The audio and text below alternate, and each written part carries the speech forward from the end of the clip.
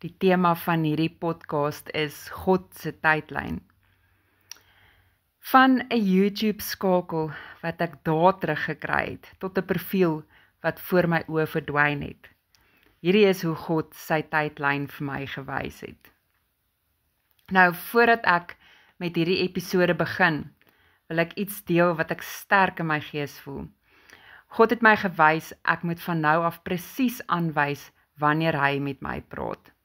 Dis nie vir my eie rekord nie, dis omdat hy iets wil wys aan ander. Nie net woorde nie, maar bewys van sy hand in tyd, dat hy nog leef, nog praat en sy kinders lei op presiese oomblikke.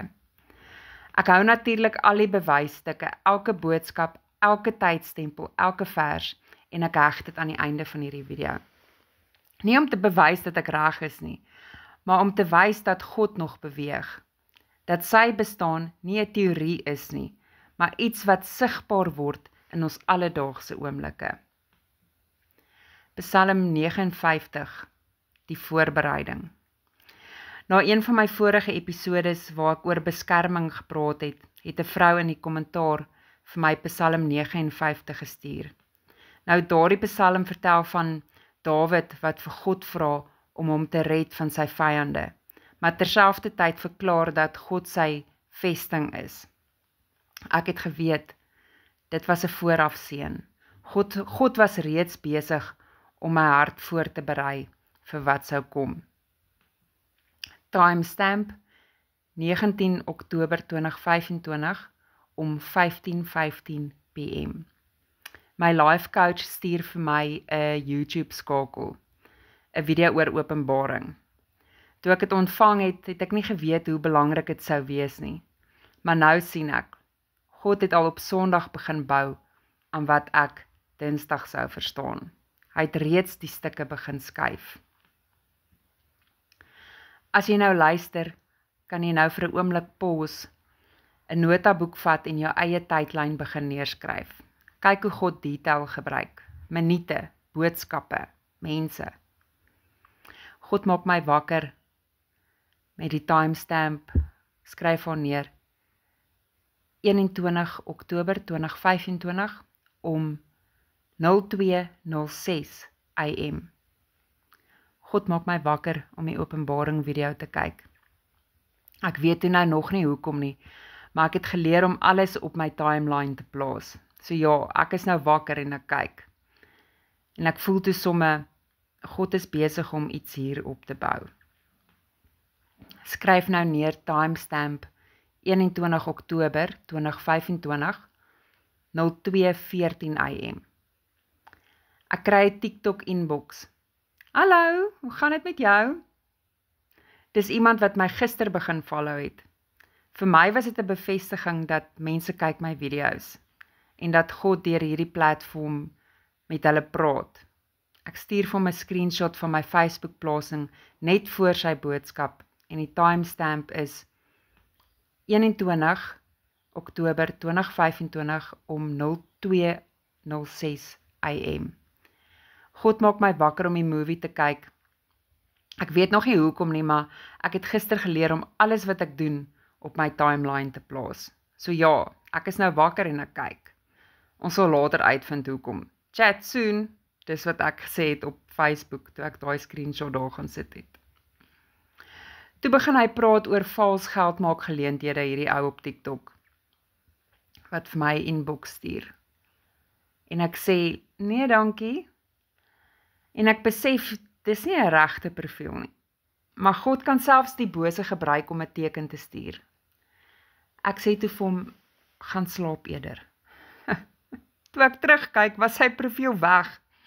Account not found, hy het sy laaste boodskap aan my sommer delete, nog voordat ek dit kon lees. Dis asof dit nooit bestaan het nie.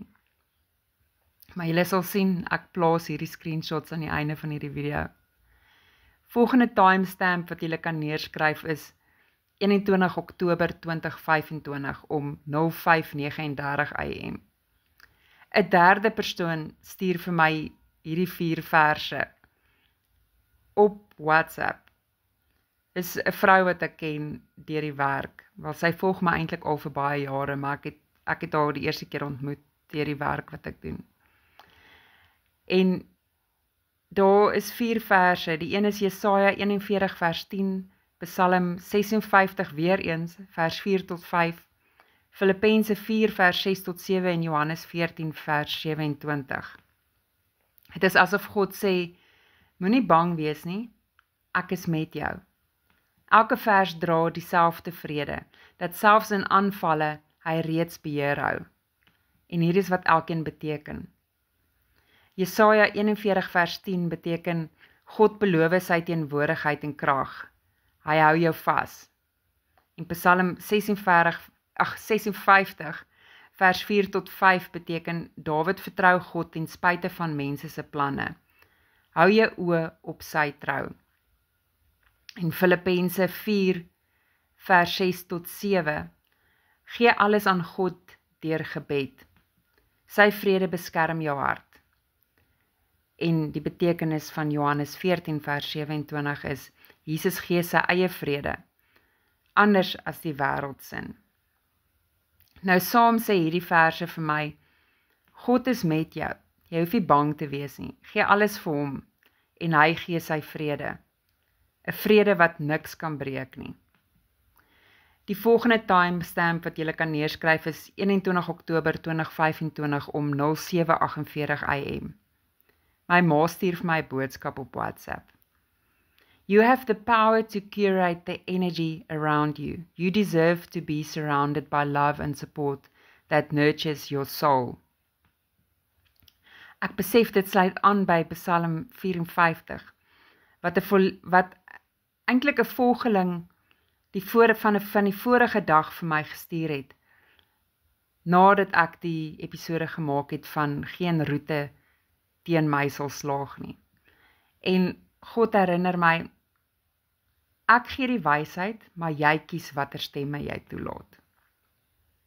Julle, nou, van Psalm 59 tot Psalm 54, van boodskappe tot minute, God bou 'n storie in tyd. Hy wys dat hy leef, praat en bewaar. Selfs deur digitale platforms, gewone mense en selfs verdwynende profiele. Sy tydlyn is nie net in my lewe nie, dis in elkeen wat oplet. Julle luister nou op Spotify en volg my op Facebook en TikTok vir die bewyse, tydstempels en getuienisse aan die einde van hierdie video. Vandag se poll question is, dink jy God gebruik moderne platforms soos TikTok en sosiale media om sy boodskappe te stuur? En dan kan julle net in die comment section vir my sê, opsie 1, ja, hy gebruik enige kanaal om sy stem te laat hoor, of opsie 2, nee, ek glo hy werk net deur die Bybel en die kerk. Julle, hier is my laaste woord aan die luisteraars. As jy voel iets in jou hart roer terwyl jy luister, moenie dit ignoreer nie. Skryf dit neer. Merk die tyd. God gebruik jou eie lewe as sy tydlyn. Jy moet net oplet. Dis al wat jy moet doen. As God met my deur minute kan praat, kan hy beslis met jou deur môre praat. Chat soon!